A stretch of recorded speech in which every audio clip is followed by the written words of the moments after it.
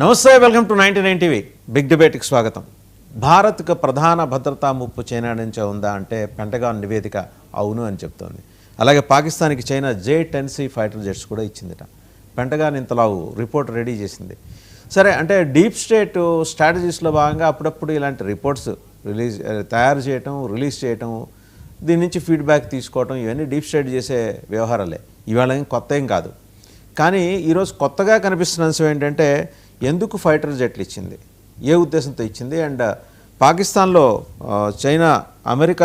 China సైనిక స్థావరం పెట్టే యోచనలో ఉందా? ఎందుకంటే already US he's been trying అక్కడ పెట్టుకుంటానికి. సో చైనా కూడా పోటీపడి చివరికి ఏంటంటే పాకిస్తాన్ని ఎవరు వస్తే వాళ్ళకి ప్లాట్ఫామ్స్ అద్దెకిచ్చే ఒక ప్రాంతంగా తీర్చిదిద్దే ప్రయత్నం ఏదో జరుగుతున్నట్టు కనిపిస్తుంది. దీనితోడు తెహ్రీకే తాలిబాన్ పాకిస్తాన్ ఏకంగా పాకిస్తాన్లో తిష్టేసి వాళ్ళకంటూ ఒక వైమానిక దళం ఏర్పాటు చేసుకోబోతోందిట. వీటన్నిటి మీద సమగ్రంగా చర్చించడానికి మనతో జాయిన్ అయ్యారు మన్యం కోటేశ్వరరావు గారు, political analyst and senior journalist. నమస్తే కోటేశ్వరరావు గారు. అలాగే పాపారావు గారు, పొలిటికల్ అనలిస్ట్. నమస్తే పాపారావు గారు. ఇంకా గోపాల్ శర్మ గారు, Telangana BJP founder member, senior advocate, high court. నమస్కారం. అండ్ చందు సాంబశివరావు గారు, geo political affairs expert, scientist కూడా. అందరికీ నమస్తే. To start with Chandu Sambasivarao గారు, చాలా డిఫరెంట్ డెవలప్మెంట్స్ చోటు చేసుకుంటున్నాయి భారత ఉపఖండంలోనూ, భారత ఉపఖండం చుట్టూతా కూడా. ఎందుకంటే ఇవాళ పాకిస్తాన్ ఒక హాట్ బెడ్గా మారింది, both for US and China. వాళ్ళు పెంటగాన్ ఒక రిపోర్ట్ తయారు చేసి ఇంకేముంది, పాకిస్తాన్కి చైనా J-10C ఫైటర్ జెట్స్ ఇచ్చింది, అక్కడ సైనిక స్థావరం ఏర్పాటు చేసుకునే ఆలోచనలో ఉంది చైనా అని. పెంటగాన్ బాధ పెంటగాన్ ఏమంటారు? వసవన్ గారు, మీకు ప్యానల్లో ఉన్న పెద్దలందరికీ కూడా వెరీ గుడ్ మార్నింగ్ అండి. ఐ థింక్ దీన్ని మీ ఇంట్రడక్షన్లోనే చెప్పారు, ఇలాంటి రిపోర్ట్స్ ఎందుకు వస్తుంటాయో అనేది మీరు హింట్ ఇచ్చారు. దాన్ని కూడా దృష్టిలో పెట్టుకుని నా అబ్జర్వేషన్స్ మాట్లాడతాను. ఒకటి, కాంగ్రెస్కి అంటే మన పార్లమెంట్ లాగా, మనకు లోక్సభ రాజ్యసభని పార్లమెంట్ అంటాం, యుఎస్లో సెనెట్ని కాంగ్రెస్ని కలిపి వాడు కాంగ్రెస్ అంటారు. ఇది మ్యాండేటెడ్ రిపోర్ట్ కాబట్టి కొంత బాధ్యతాయుతంగా పెంటాగన్ చేసి ఉంటుంది అని అనుకున్నప్పటికీ ఇక్కడ రెండు పక్కల మాట్లాడుతున్నట్టుగా రిపోర్ట్లో క్లియర్గా ఉంది. ఒకటి, చైనా బిల్డప్ ఎక్కువగా ఉంది, మిలిటరీ బాగా స్ట్రెంగ్తెన్ చేసుకుంటుంది on all fronts, army, navy, air force, plus కొత్తగా రెండు అంశాలు. ఒకటి స్పేసు, రెండవది సైబర్ సెక్యూరిటీ. అంటే మొత్తం 5 డైమెన్షన్స్లోనూ పీపుల్స్ లిబరేషన్ ఆర్మీ చాలా స్ట్రెంగ్తెన్ చేసుకుంటుంది అన్నది ఒక అబ్జర్వేషన్. ఆల్సో మ్యారిటైమ్ సెక్యూరిటీ అంటే ఓషన్స్లో సెక్యూరిటీ విషయాలు కూడా. ఇది చేసుకుంటూ దీని పర్పస్ ఏంటి అని అన్నప్పుడు ఫస్ట్ అండ్ ఫార్మోస్ట్ వాళ్ళ అబ్జర్వేషన్ ఏంటంటే China is no longer a regional power. రీజనల్గా ఏదో దాని చుట్టూ ఉన్న దేశాలు అంతవరకు పరిమితం కాదు, దాదాపుగా యుఎస్కి ఆన్ ప్యారిటీ వచ్చేసింది, అంటే యుఎస్కి దగ్గరగా వచ్చింది, యుఎస్కి కాంపిటీషన్లోకి వచ్చేస్తుంది అన్న పదాలు కూడా వాడారు వాళ్ళు. They said it's more like a peer to US. Peer అంటే ఏంటి, అప్పుడు రష్యా లేదంటే అమెరికా వాళ్ళు పీర్స్. ఇప్పుడు ఆ రష్యా ప్లేస్లోకి లేదా దాని తోడుగా ఆ స్థానంలోకి అదే లెవెల్లోకి చైనా కూడా వచ్చింది అన్నట్టుగా. వాళ్ళది గ్లోబల్ రీచ్ చాలా ఎక్కువగా ఉంది. 1200 నుంచి 1500 నాటికల్ మైల్స్, అంటే 2000 ప్లస్ కిలోమీటర్లు అన్ని డైరెక్షన్స్లోనూ వాళ్ళు కవర్ చేయగలుగుతున్నారు. కాబట్టి 2 నుంచి 3000 కిలోమీటర్లు అంటే దాదాపుగా యుఎస్ బేసిస్ అన్నిటి కూడా ఈ పార్ట్ ఆఫ్ ద గ్లోబ్లో వాళ్ళు కవర్ చేస్తారు. కాబట్టి it's a direct threat to US అని అంటూనే దాదాపుగా ఆ రిపోర్ట్లో సగం యుఎస్కి థ్రెట్ అని, ఇంకొద్దిగా మనకి కూడా థ్రెట్ అని వాళ్ళ భావన ఏంటంటే ఇండియా కూడా జాగ్రత్తగా ఉండాలనేది ఒకటి, యుఎస్కి డైరెక్ట్గా థ్రెట్ అనేది రెండోది. దీని వెనక ఏమై ఉంటుంది, యుఎస్ వ్యూహం ఏమై ఉంటుంది అని మాట్లాడితే మేము చైనాని మాకు పీర్గానో కాంపిటేటర్గానో చూస్తున్నాం కాబట్టి ఇండియా అంటే శత్రువు మిత్రుడు అన్నట్టుగా అలాంటి ఓల్డ్ పారాడైమ్ ఉంటుంది కదా. చైనాను భారతదేశం శత్రువులు అవునో కాదో తెలియనప్పటికీ అలా డిస్క్రైబ్ చేయటం ద్వారా యుఎస్ లాంటి కంట్రీస్ ఏం చేస్తాయి అంటే మనకు దగ్గర అవడానికి ప్రయత్నం చేస్తాయి. So that could be one of the real motives. భారతదేశం యుఎస్తో కలిసి చేయాలని, యుఎస్కి క్లోజ్గా ఉండాలని, not only on commercial fronts, military ఫ్రంట్స్లో కూడా అనేది వాళ్ళ వ్యూహంలో భాగం కావచ్చు. దీనికి ఏం చెప్తున్నారు, మన చుట్టూ చాలా సమస్యలు ఉన్నాయి, భారతదేశం కూడా is in a dicey situation. అది బికాస్ ఆఫ్ చైనా. యుఎస్ ఏం చెప్తుంది, బికాస్ ఆఫ్ చైనా అని చెప్తుంది.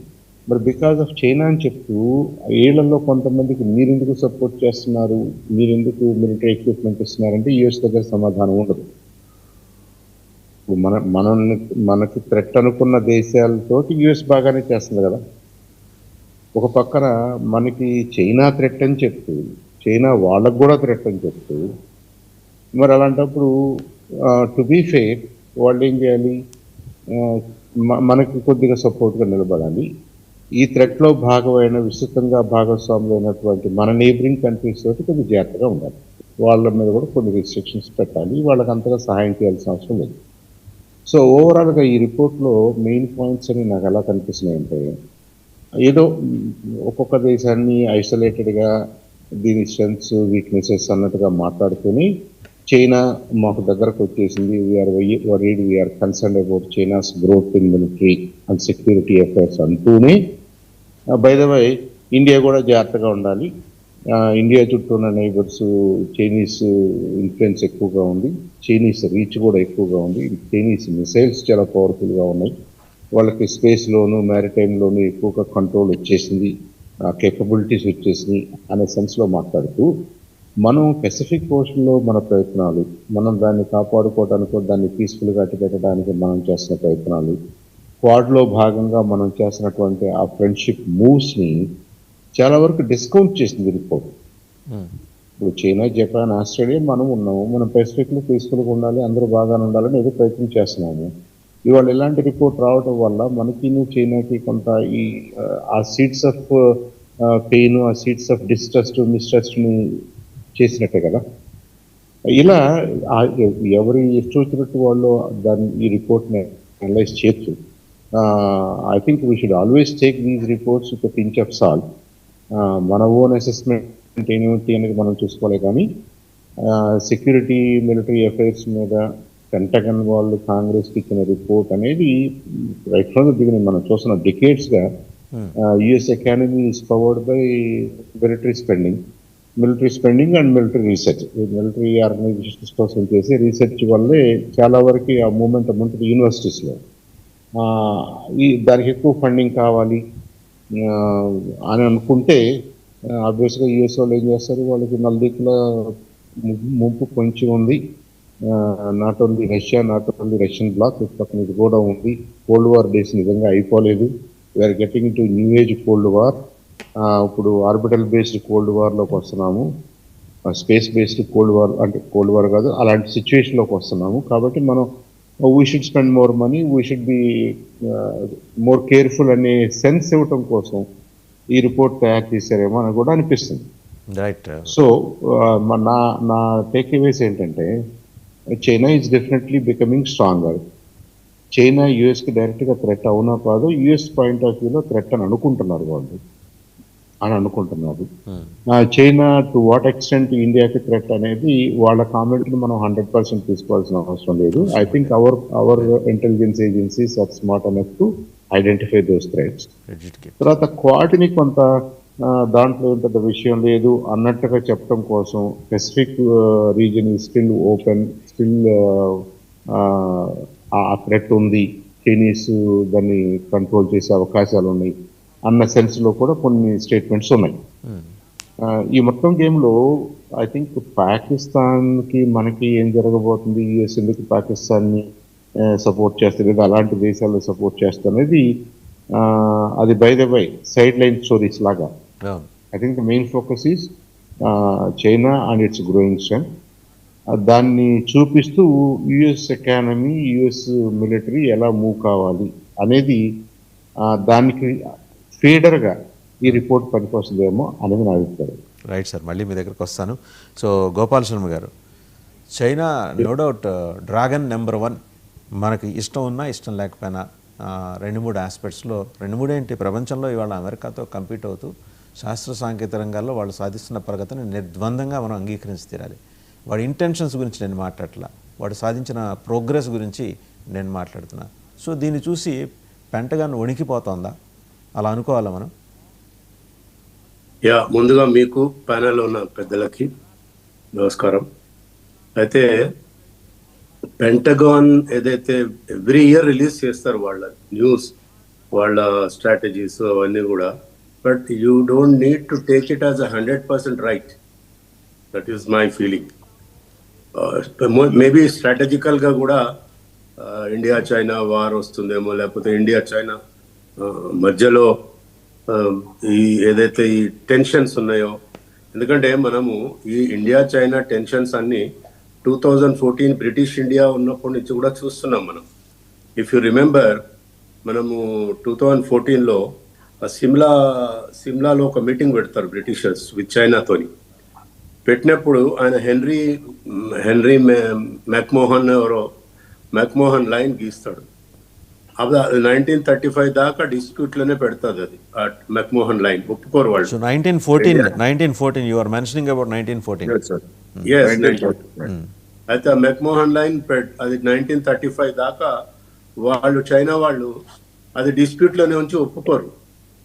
అయితే ఆయన ఒలాఫ్ క్యారో అని ఒక ఆయన వచ్చి సివిల్ సర్వెంట్, ఆయన అఫీషియల్ మ్యాప్స్లో దాన్ని ఒప్పిస్తాడు, బ్రిటిష్ అఫీషియల్ మ్యాప్స్లో. బట్ ఇప్పటికీ చైనా వాళ్ళు మెక్మోహన్ లైన్ ఒప్పుకోరు. అంటే మనం 1914 నుంచి కూడా ఇండియా చైనా మధ్యలో టెన్షన్స్ ఉంటూనే ఉంటాయి. వాళ్ళకేంటంటే స్ట్రాటజిక్ లొకేషన్స్ టిబెట్ని ఆక్యుపై చేశారు. ఆక్యుపై చేసిన తర్వాత మనకు తర్వాత ఇండియా చైనా వార్ వచ్చింది 1962 నవంబర్లో. అప్పుడు మళ్ళీ వాళ్ళు గెలిచిన తర్వాత వాళ్ళు వాలంటరీగా సీజ్ ఫైర్ అనౌన్స్ చేశారు. అంటే ఈ టెన్షన్స్ మొదటి నుంచి ఉన్నాయి. వాళ్ళకేంటంటే ఆక్సాయ్ చిన్న ఆక్యుపై చేయాలి, ఈ చికెన్ నెక్ ఏదైతే 67 సిస్టర్స్ వాటన్నిటి కూడా ఆక్యుపై చేసి మిలిటరీ బేస్ చేసుకొని సూపర్ పవర్గా కావాలని ఒక మొదటి నుంచి వాళ్ళ ప్లాన్గా కనపడతా ఉంది. మీరు హిమాలయన్ బ్లెండర్స్ చదివితే ఆయన ఎవరో డాల్వీ అని, బ్రిగేడియర్ డాల్వీ రాశాడు. తర్వాత నెహ్రూ గారు దాన్ని 67లో బ్యాన్ చేస్తారు. ఆ బుక్ చదివితే ఇప్పటికి బ్యాన్ ఉంది, but we can find it on యూట్యూబ్లో ఎక్కడ దొరుకుతుంది. అది చదివితే మనకు క్లియర్గా తెలుస్తుంది. చైనా మొదటి నుంచి కూడా ఇండియాని ఒక ఎనిమీ దేశంగానే చూస్తుంది. పాకిస్తాన్లో స్ట్రాటజిక్ లొకేషన్స్లో వాళ్ళ స్థావరాలు ఏర్పరచుకుంటారు. ఇప్పుడు ఏమైందంటే అమెరికాకి వాళ్ళకి ఎంతసేపటికి వెపన్స్ అమ్ముకోవాలి, రెండు దేశాల మధ్యలో పోరాటాలు క్రియేట్ చేయాలి, వాళ్ళ వెపన్స్ అమ్ముకోవాలి. వాళ్ళ ఏదైతే ఎకానమీ ఉందో total economy based on selling of weapons. So ఈ విధంగా టెన్షన్స్ క్రియేట్ చేసి ఇండియాని ఏ విధంగా ఆక్యుపై చేయాలి, ఇండియా పాకిస్తాన్ మధ్యలో ఏ విధంగా టెన్షన్స్ క్రియేట్ చేసి వాళ్ళ పాపం గడుపుకోవాలి. సో ఇదేంటంటే నెహ్రూ చేసిన బ్లండర్స్ వల్ల మనం ఇప్పటికీ కూడా 75 ఏళ్ళ నుంచి మనం ఆ బాధలు పడతా ఉన్నాము. సో ఇప్పుడు మోడీ గారు వచ్చిన తర్వాత మీకు ఇంకొక విషయం, జార్జ్ ఫెర్నాండెస్ గారు డిఫెన్స్ మినిస్టర్ ఉన్నప్పుడు చాలా కేటగారికల్ చెప్పాడు, we will fight with China, we will fight with Pakistan also any time. So ఇప్పుడు అది కంటిన్యూ లెగసీ అనేది ఇప్పుడు మోడీ గారి పీరియడ్లో కంటిన్యూ అవుతుంది. వాళ్ళకి కంటగింపుగా ఉంది అమెరికాకి చైనాకి. మోడీ అనేవారు వచ్చారు, ఆయన వచ్చి మేము మాతో కూడా సూపర్ పవర్ అనేటువంటి చైనాతో ఫైట్ చేస్తాము అని ఏదైతే మోడీ గారు చెప్తున్నారో వాళ్ళకి నచ్చట్లేదు. సో ఈ పెంటగాన్ రిపోర్ట్ అనేది I don't think it is 100% right, but we should take it as a precaution. All the times ప్రికాషన్గా తీసుకోవాలి. There may be some truth in that. China may occupy, China may create war against India అని వాళ్ళు pentagon రిపోర్ట్లో ఉంది. But చూద్దాం అది ఏమవుతుందో. Right, మళ్ళీ మీ దగ్గరికి వస్తా అంటే ఒకసారి మనం కోటేశ్వర గారి దగ్గరికి వెళ్దాం. సార్, ప్రపంచ పోలీస్ ప్రతి సరదాగా ఆడుకునే ఆట ఇలాంటి రిపోర్ట్స్ రిలీజ్ చేయటం, జనాల్ని దేశాల్ని కంగారు పెట్టేయటం. నిన్నటికి నేను చూశారు కదా, నైజీరియా మీద ఇంత పెద్ద బండేసి అక్కడ క్రిస్టియన్స్కి ఏదో అన్యాయం జరిగిపోతుంది, ఐసిస్ కార్యకలాపాలు విస్తరించింది అని చెప్పేసి భీకర దాడి. అంటే మనకు నచ్చకపోయినా లేకపోతే మనకు నచ్చినవి అక్కడున్న వెంబడి వెళ్ళి అటాక్ చేయటం, చుట్టుముట్టడం, నిందలు మోపటం అంటే రివాజ్గా మారిపోయింది. ఇవాళ అందులో భాగంగా ప్రపంచ దేశాలను కన్ఫ్యూజ్ చేయడం కోసం రిలీజ్ చేసిన ఈ రిపోర్ట్లో చైనాని భూతంగా మనకి చూపించి మనకు దగ్గర అవటం, అంటే చైనా పాకిస్తాన్లో స్థావరం పెట్టుకుంటుంది కాబట్టి మీ దగ్గర మేము స్థావరం పెట్టుకుంటాం అని ఒక హింట్ చేసినట్టుగా కనిపిస్తుంది. మీరేమంటారు? అమెరికా కుట్రలు అనేటువంటివి ఇవాళ కాదు. అదే రెండో ప్రపంచ యుద్ధంలో అదొక ప్రధానమైనటువంటి శక్తిగా తన యొక్క అణుబాంబులతోటి ప్రపంచాన్ని భయపెట్టినప్పుడే మనకి అర్థమైంది. ఇవాళ చైనా నుంచి తమకు ముప్పు వస్తుంది అని చెప్పడంతో పాటు భారత్కి ముప్పు వస్తుంది, జపాన్కి ముప్పు, మొత్తం ప్రపంచ దేశాలన్నిటికీ ముప్పు వస్తుందని చెప్పేసి అమెరికా చిత్రిస్తూ ఉంది. వాస్తవం ఏమిటి? ప్రపంచంలో ఏ దేశానికి లేనన్ని, అంటే తమ గడ్డ మీద కాకుండా బయట దాదాపు 800 మిలిటరీ ఇన్స్టలేషన్స్, చిన్నవి కానీ పెద్దవి కానీ ఎవరికి ఉన్నాయి? అమెరికాకు ఉన్నాయా, చైనాకు ఉన్నాయా? అమెరికాకు ఉన్నాయి. దేనికి? అమెరికాకి భద్రత కోసం అని చెప్పేసి ప్రపంచవ్యాప్తంగా సైనిక కేంద్రాలని వీటన్నిటిని కూడా ఏర్పాటు చేసింది. మరి చైనాకి ఎన్ని ఉన్నాయి? ఒకటి జిబౌటి. ఆ జిబౌటిలో అది స్థలం అందరికీ అమ్ముతుంది, అది అన్ని దేశాలకి వాళ్ళ మిలిటరీ, ఎందుకంటే అది ఒక స్ట్రాటజిక్ ప్లేస్ కనుక అనేక దేశాలు అక్కడ ఇన్స్టలేషన్స్ పెట్టుకున్నాయి. దానిలో భాగంగానే చైనా పెట్టుకుంది. మరి చైనా ప్రపంచానికి లేదా అమెరికాకి ముప్పు ఎట్లా అనేటువంటిది కాస్త బుర్రతో ఆలోచించాల్సినటువంటి అంశం. అయినా కానీ అమెరికా తన పద్ధతుల్లో తాను ఈ విధమైనటువంటిది చేస్తూ ఉంది. మనం ఒక 4 ఏళ్ల క్రితం చూస్తే అరుణాచల్ ప్రదేశ్లో చైనా వాళ్ళు కొత్తగా గ్రామాలు కడుతున్నారు అని చెప్పేసి మీడియాలో పెద్ద ఎత్తున, భారతదేశ మీడియాలో పెద్ద ఎత్తున న్యూస్ వచ్చాయి. వాస్తవం ఏమిటి? అది అమెరికా సిఐఏ ప్లాంట్ చేసినటువంటి స్టోరీ. ఆ స్టోరీని ఏమిటయా నిజమేనా అని ఆనాడు మిలిటరీ ఆఫీసర్గా ఉన్నటువంటి, ఆర్మీ ఆఫీసర్గా ఉన్నటువంటి రావత్ని అడిగితే లేదు అది పచ్చి అబద్ధం, గతంలోనే వాళ్ళు ఎప్పుడో నిర్మించుకున్నారు, ఆ నిర్మించుకున్నటువంటివి పాతబడ్డాయి, ఆ పాతబడినటువంటి వాటిని మళ్ళా తిరిగి పునర్నిర్మాణం చేస్తున్నారు తప్ప కొత్తగా మన ప్రాంతంలో ఏమి చేయట్లేదని చెప్పేసి ఆయన చెప్పారు. అది చెప్పినటువంటి కొద్ది రోజులకి ఆయన హెలికాప్టర్ ప్రమాదంలో చనిపోయారు. అది వేరే అంశం. అందుకని ప్లాంటెడ్ స్టోరీస్ అనేటువంటివి ఈవెన్ గాల్వన్ లోయ సందర్భంగా కూడా నేను చదివినటువంటి మేరకు అమెరికా ఇచ్చినటువంటి తప్పుడు సమాచారంతో జరిగినటువంటి ఒక విచారకరమైనటువంటి ఘటనలు జరిగాయి. అందువలన ఈ అమెరికా నిత్యం రెచ్చగొడతా ఉంది. ఇప్పుడు చైనా వాళ్ళు పాకిస్తాన్కి ఆయుధాలు అమ్ముతున్నారు అని చెప్పేసి చెప్తా ఉంది. అది బహిరంగమే, అదేం రహస్యంగా అమ్మట్లేదు. మరి పాకిస్తాన్కి ఇచ్చినటువంటి F-16 విమానాలు, వాటిని అప్గ్రేడేషన్కి ఇదే ట్రంప్ కొద్ది వారాల క్రితం కుదుర్చుకున్నటువంటి ఒప్పందం, మేము అప్గ్రేడ్ చేస్తాం. ఎవరికి వ్యతిరేకంగా అప్గ్రేడ్ చేస్తాడు? చైనాకు వ్యతిరేకంగా పాకిస్తాన్ని F-16 విమానాలను అప్గ్రేడ్ చేస్తారా? భారత్కు వ్యతిరేకంగానే అది. రెండోది, ఆపరేషన్ సింధూరు జరిగినటువంటి సందర్భంలో, సరే అవన్నీ అందరికి మళ్ళీ చెప్పక్కర్లేదు, భారత్ చైనా 2 దేశాలు గాల్వాన్ ఉదంతాల తర్వాత సాధారణ సంబంధాలు పెట్టుకునేటువంటి సమయంలో 2 దేశాల మధ్య కుదిరినటువంటి ఒక సాధారణ అవగాహన ఏంటి? మేము పరస్పరం, మీరు ఏ దేశంతో సంబంధాలు పెట్టుకున్నా ఆ దేశానికి, దానికి మీరు అభ్యంతర పెట్టకూడదు, మేము అభ్యంతర పెట్టం. అదేవిధంగా మేము ఏ విధమైనటువంటి సంబంధాలు పెట్టుకున్నా మీరు అభ్యంతర పెట్టకూడదు అనేటువంటిది ఒక సాధారణ అగ్రిమెంట్. ఎందుకు వచ్చింది అంటే పాకిస్తాన్కి మీరు చెప్పినటువంటి J-10 లేదా J-15 విమానాలు చైనా సరఫరా చేయటం అది ఒకటి. మరి అదే అమెరికా నుంచి తీసుకున్నటువంటిది అది మనం చూస్తున్నాం. అందుకని ఇవన్నీ తెలిసిన తర్వాతనే కదా నరేంద్ర మోడీ గారు బీజింగ్ వెళ్ళటం, లేదా గత ఏడాది కాలంలో 2 దేశాల మధ్య సాధారణ సంబంధాలు ఏర్పాటు చేసుకోవడం. అసలు ఇవేమి తెలియకుండా అంత గుడ్డిగా వెళ్ళి నరేంద్ర మోడీ గారు లేదా అజిత్ దోవల్ గారు చైనాతో సంబంధాలు పెట్టుకున్నారని ఎవరైనా చెప్పగలరా?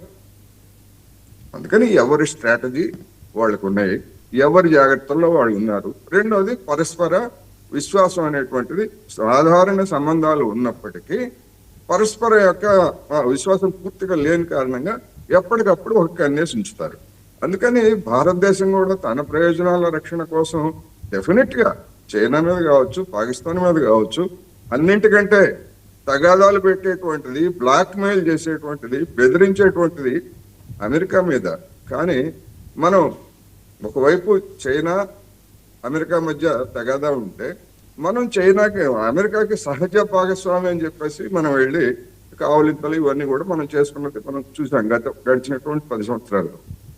ఎప్పుడో మన్మోహన్ సింగ్ హయాంలో క్వాడ్ అనేటువంటి దాన్ని తీసుకొచ్చి చైనాకు వ్యతిరేకంగా అమెరికా వేసినటువంటి ప్లాన్లో ఆనాటి మన్మోహన్ సింగ్ కూడా భాగస్వామి అయ్యి మేము కూడా వస్తాం అని చెప్పాడు. కానీ తర్వాత మన్మోహన్ సింగ్ అర్థమయ్యి దాన్ని పక్కన పెట్టారు. సార్ కోడి సార్, ఒక చిన్న సబ్మిషన్. వాస్తవంగా ఈ ఏడాది క్వాడ్ మన దగ్గర జరగాలి కదా, ఆ ప్రపంచ పోలీసు రానన్నట్ట వాస్తవంగా ఇక్కడ జరగాలి అంటే ఎంత తంపరతనం. వాళ్ళ దగ్గర జరిగితే మనం పోవాలి, మన దగ్గర జరిగితే అదే నేను చెప్పబోతున్నా. ఎందుకు అంటే 10 సంవత్సరాల పాటు క్వాడ్లో ఉత్సాహంగా పాల్గొంటాం మేము కూడా మీతో అని చెప్పేసి నరేంద్ర మోడీ గారు చెప్పిన తరువాత వాస్తవ పరిస్థితి అర్థమయ్యి మన దేశం గతంలో మన్మోహన్ సింగ్ ఎట్లయితే పక్కన పెట్టిందో ఇప్పుడు నా అవగాహన మేరకు మన మోడీ గారు కూడా దాని మీద మనం వద్దులే అనేటువంటి ధోరణితో ఉన్నారు. అందుకనే భారతదేశం యాక్టివ్గా ఉంటే అమెరికా వాడికి పండగ. అటువంటిది లేనప్పుడు మరి వస్తాడా రాడా, అది ఇంకా పూర్తిగా రారు అనేటువంటిది ఒక వార్త, వస్తారు అనేటువంటిది ఒక వార్త. వచ్చినా గానీ ఒక తద్దినం లాగా ఒక లాంఛనంగా ముగించేసి వెళ్ళిపోతారేమో అనేటువంటిది కూడా ఉన్నది. అందుకని చైనాతో మనం సంబంధాలు పెట్టుకుంటున్నప్పుడు మరి క్వాడ్ని మనం యాక్టివ్గా ఉన్నామంటే దాని అర్థం ఏమిటి? ఒకవైపు దాంతో మిత్రత్వం ఉంటూనే అమెరికా దాన్ని వ్యతిరేకించేటువంటి శత్రువు అమెరికాతో మన చేతులు వెళ్తున్నట్టే కదా. అటువంటప్పుడు చైనా ఊరుకుంటుందా? అందుకని ఇవన్నీ కూడా తెలుసు, అందరికీ తెలుసు. ఎవరి గేమ్ వాళ్ళు ఆడుతున్నారు, మన గేమ్ కూడా మనం ఆడి మన ప్రయోజనాలని మనం రక్షించుకోవాలనేదే నేను ఇక్కడ చెప్పదలుచుకున్నాను. రైట్ సార్, ఒకసారి పాపారావు గారి దగ్గరికి వెళ్తాం. పాపారావు గారు, సో ఇదండి చైనా ఎత్తుగడలు, చైనా పట్ల అప్రమత్తంగా ఉండాలి. అదేదో పెద్దన్న తరహాలో మనల్ని హెచ్చరించినట్టు, లేకపోతే లాలించి బుజ్జగించినట్టు, నేను మాత్రమే నీకు రక్షకుణ్ణి, ప్రపంచ రక్షకుణ్ణి, ప్రపంచ పోలీసునే కాదు ప్రపంచ రక్షకుణ్ణి కూడా నేనే అని ప్రకటించుకోవటానికి పెంటగాన్ నివేదికని అమెరికా బయటపెట్టిందా? అండ్ భారత ఉపఖండంలో చోటు చేసుకుంటున్న అన్రెస్ట్ నుంచి దృష్టి మళ్లించడానికి ఈ నివేదికను బయటికి తీసుకొచ్చిందా, లేదా కాకతాళీయంగానే జరిగిన సంఘటనలు? కాకతాళీయంగా జరగలేదు. అది స్పష్టంగా ఏంటంటే దానికి ఒక పర్పస్ ఉంది. అయితే ఇక్కడ మోడీ గారి షాంఘై పర్యటన, ఎస్సీఓ షాంఘై కోఆపరేటివ్ ఆర్గనైజేషన్ పర్యటన విజయవంతం అయిందంటానికి డాక్యుమెంటే ఇప్పుడు అమెరికా వాళ్ళు రిలీజ్ చేసిన డాక్యుమెంటే తార్కాణం. రైట్. ఎందుకంటే అది విజయవంతంగా చైనా భారత్ మధ్య ఒక కొంత ర్యాపో తేగలిగింది. గాల్వాన్ తర్వాత కాస్త సంబంధాలు మెరుగవుతున్న దిశగా ప్రయాణం సాగుతుంది. కాబట్టి మోడీ గారి ఎస్సీఓ పర్యటన విజయవంతం అయిందంటానికి ఈ డాక్యుమెంటే ఒక పెద్ద తార్కాణం. అది కానీ సంతోషించాల్సిన విషయం, దాన్ని చూసి నవ్వుకోవాల్సిన విషయం లేకపోతే. కాకపోతే రెండోది ఏంటంటే ఇక్కడ మీకు దీనిలో ఏమంటాడు, ఆ డాక్యుమెంట్లో ఏమంటారు వాళ్ళు, బార్డర్ టెన్షన్స్ తగ్గటాన్ని, చైనా భారత్ల మధ్య బార్డర్ టెన్షన్, సరిహద్దు తగాదాలు తగ్గటాన్ని ఆసరాగా చేసుకొని అమెరికా భారత్ సంబంధాలను చెడగొట్టడానికి చైనా ట్రై చేస్తుందంటారు. అంటే సరిహద్దు వివాదాలు తగ్గినాయి, గాల్వాన్ తర్వాత సరిహద్దు వివాదాలు తగ్గి ఇప్పుడు రెండు దేశాలు కొంచెం స్నేహంగా ఉండటం వల్ల మాతో సంబంధాలు చెడగొడుతున్నట్టు. అసలు అంటే అమెరికా ఏం మర్చిపోతుందంటే తను చేస్తుంది ఏంటో తను మర్చిపోయి ఎదుటి వాళ్ళ మీద ఆరోపణలు చేయటం, ప్రొజెక్షన్ అంటారు, మానసిక వ్యాధిది. ఫ్రాయిడియన్ భాషలో చెప్పాలంటే ప్రొజెక్షన్. తను అనుకుంటున్న దాన్ని ఎదుటోడు అనుకుంటున్నాడు, తను చేస్తున్న దాన్ని ఎదుటోడు చేస్తున్నాడు అనుకుంటమే ఒక జబ్బు. ఇప్పుడు యాక్చువల్గా అమెరికాకి గత అనేక సంవత్సరాలుగా అమెరికాకి చాలా దగ్గరైంది భారతదేశం. హౌడీ మోడీ దాకా పోయింది. హౌడీ మోడీ దాకా మోడీ గారు ట్రంప్కి క్యాంపెయిన్ చేసిన దాకా వెళ్ళారు. అలాగే అనేక పెద్ద స్థాయిలో అమెరికా దగ్గర నుంచి నెంబర్ 1 ఆయుధాలు కొనుగోలుదారు మనం ఇజ్రాయెల్తో పాటుగా. ఇట్లా చాలా విషయాల్లో మనం అమెరికాతో ఆయిల్ కొన్నాం విపరీతంగా. ఒకటి ఎన్ని రకాల సంబంధాలు అమెరికాతో మనకి. అమెరికా మనం వేరు చేస్తూ ఉండడానికి వీలు లేని విధంగా హౌడీ మోడీ, అసలు భారత బీజేపీ ప్రతినిధులు నేను గతంలో కూడా చెప్పారు, ఆ రిపబ్లికన్ పార్టీ సమావేశాలకు వెళ్ళటం. ఇట్లా ఇంత దగ్గర అయిన తర్వాత దీనంతా చెడగొట్టింది ఎవరు? చైనా చెడగొట్టిందా? చైనా కాదు కదా, చెడగొట్టింది ట్రంప్. ఏం చేశాడు? ఎట్లా ఈ కార్యక్రమం ఏంటంటే ఒకటి ఒక్క నిమిషం అండి, ఇక గాల్వాన్ సరే ఇది ఒకటి నెంబర్ 1 ట్రేడ్ పార్ట్నర్ అయ్యా. ఇది అయిన తర్వాత మనల్ని నెమ్మదిగా ఒక్కో దానిలో ఎట్లా ఇబ్బంది పెడతా వచ్చాడు అనేది చూసుకుంటే చూడండి ఇక్కడ మాన్రో డాక్టర్ సరే ఇది ఒకటి. కానీ ఒకటి ఆ బీటీఏ చర్చలు జరుగుతున్నాయి ఇప్పుడు. సారీ మధ్య గ్యాప్కి పేపర్ మిస్ అయింది, ఇక్కడ రాసుకున్నాన్ని. బయలాటరల్ ట్రేడ్ అగ్రిమెంట్ చర్చలు జరుగుతుంటే అవి తెగనీయకుండా బలవంతంగా భారతదేశం చేత అగ్రికల్చరు డైరీ రంగాన్ని ఓపెన్ చేయించడం కోసం నానా ఒత్తిళ్లు తెస్తుంది అమెరికా ఈరోజు. ఇది స్నేహం ఇచ్చి పుచ్చుకునే ధోరణి కాదు. భారతదేశం తాలూకు సమస్యలు దానికి తెలుసు. అమెరికాలో డైరీ రంగానికి వ్యవసాయ రంగానికి సబ్సిడీలు ఇస్తున్నారు, భారతదేశం అట్లా సబ్సిడీలు ఇవ్వటల్లా. ఈ రకంగా unequal agriculture unequal dairy farming ఉన్నాయి 2 దేశాల మధ్య. అట్లాంటప్పుడు ఈ బలవంతం పెట్టడం అనేది ఒక రకమైనటువంటి మిత్రధర్మమే కాదు. రెండోది పాకిస్తాన్తో ఆపరేషన్ సింధూర్ జరిగినప్పుడు అది నేనే ఆపానని చెప్పి ఒక మాట మాట్లాడి పదే అదే మాట రిపీట్ చేసి పొగిడిన మునీర్ని నువ్వే చేసావు, నీకు నోబెల్ ప్రైజ్ ఇవ్వాలన్న మునీర్ని నెత్తిన పెట్టుకున్నాడు. భారతదేశాన్ని ఇబ్బంది పెట్టడం మొదలుపెట్టాడు. ఇదేనా స్నేహధర్మం? తర్వాత రెండోది H1 వీసాల విషయంలో భారతీయులతో అతను వ్యవహరించిన తీరు, సంఖ్యలేసి భారతీయుల్ని చండీగఢ్లో విమానం దిగిన తీరు మనకు తెలుసు. అలాగే మలేరియా అప్పటి నుంచి ఉన్నది కదా, మలేరియా మెడిసిన్ ఒకటి ఉండేది, అది కోవిడ్కి పనిచేస్తుంది అంటే అది ఇమ్మని చెప్పి మనల్ని బెదిరించిన రోజులు అప్పుడు కూడా ఉన్నాయి. తర్వాత అమెరికా చమురు ఆయుధాలు మన చేత ఎట్లా కొనిపిస్తున్నాడు, రష్యా దగ్గర కొనద్దని చెప్పి రష్యా దగ్గర నువ్వు కొంటే దానివల్ల రష్యాకి డబ్బులు వచ్చి అది యుక్రెయిన్ మీద యుద్ధం చేయగలుగుతుంది డబ్బులతో అని చెప్పాడు. మన పుటిన్ ఏం చెప్పాడు స్పష్టంగా, పుటిన్ ఇండియా రాగానే మా దగ్గర నుంచి అమెరికా కూడా కొంటుంది ఎనర్జీ, అమెరికా కూడా ఎనర్జీ కొంటుంది, మీరు కొంటాం ఏంటి, భారతదేశాన్ని ఎందుకు వేరు చేస్తావు అన్నాడు. యురేనియం అంతా అమెరికా కొనేది రష్యా నుంచే. యూరోపియన్ యూనియన్ దేశాలు చాలా పెద్ద వ్యాపారం చేసుకుంటున్నాయి. టర్కీ వ్యాపారం చేస్తుంది, చైనా వ్యాపారం చేస్తుంది రష్యాతో. భారతదేశాన్ని మాత్రం ఎందుకు పాయింట్అవుట్ చేస్తున్నాడు? ఏ స్నేహధర్మం అది? నువ్వు భారతదేశాన్ని విడిగా టార్గెట్ చేసి ఇబ్బంది పెట్టడం మొదలుపెట్టి 50% టారిఫ్స్ ప్రపంచంలో ఒక బ్రెజిల్ మీద తప్పితే ఎక్కడా లేని టారిఫ్స్, చైనా కంటే ఎక్కువ టారిఫ్స్ భారతదేశం మీద వేసి ఇన్ని చేసిన తర్వాత అప్పుడు వచ్చింది ఈ రియాక్షన్. నీకు దూరం అవటం అనేది, నీకు దూరం అవటం అనేది చైనా చేసిన పని కాదు, నువ్వు చేసుకున్న పని. ఆ విషయం స్వల్పమైన విషయాన్ని వదిలిపెట్టేసి ఇంకా నాటకం ఆడితే నమ్మేది ఎవరు ఇక్కడ? భారత ప్రజలు ఈరోజు ఎట్టి పరిస్థితుల్లో అమెరికా నమ్మటానికి సిద్ధంగా లేరు.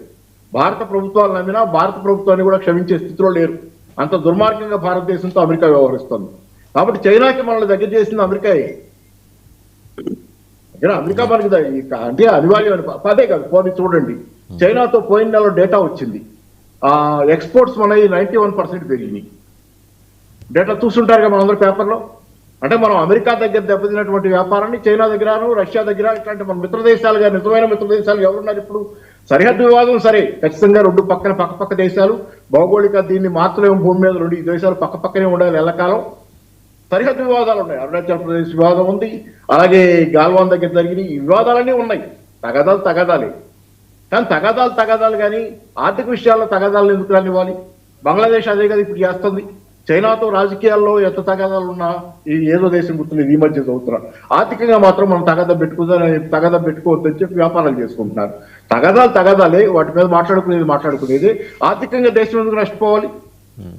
ఎందుకు? సో మీరేమంటారు, ఇదంతా పెంటగాన్ వాంటెడ్గా తయారు చేసిన రిపోర్టేనా? ఇదంతా వండి వార్చిందేనని మోసపూరితమైంది. వాంటెడ్ గా చేసిందా ఏదైనా? వాళ్ళ కళ్ళు మూసుకుపోయినటువంటి, చింత చచ్చినా పులుపు చావనటువంటి వ్యవహారం. నేను ఇంకా పెద్ద గొప్ప దేశాన్ని అనుకొని నా మాట అందరూ వింటారు, నేను ఇంకా అంటే తాతల నేతులు తగిన చింత చచ్చిన పులుపు చావని చరిత్ర తాలూకు మూర్ఖత్వం అది.